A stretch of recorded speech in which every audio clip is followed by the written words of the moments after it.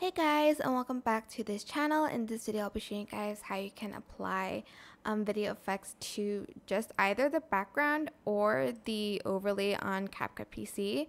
So here for instance I want to apply the video effects just to the video, like the overlay, and not the background. So select effects and just find the one that you want to add for your video first.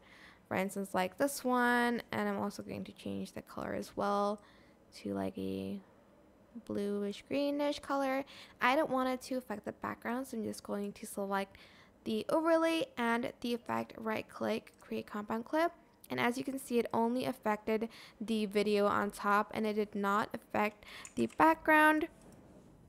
You can do it as well. Okay, let me just use this one instead. Actually, you can also do this as well for the background. For instance, you want to add in like a not a light effect, sorry. You want to add in a texture like this one, and you don't want it to affect the video overlay. Just put it underneath that. If it's still above, just select both again and create compound clip.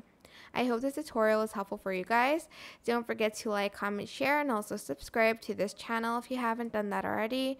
If you have any questions, just leave it in the comment section down below, and I'll try my best to answer them all for you guys.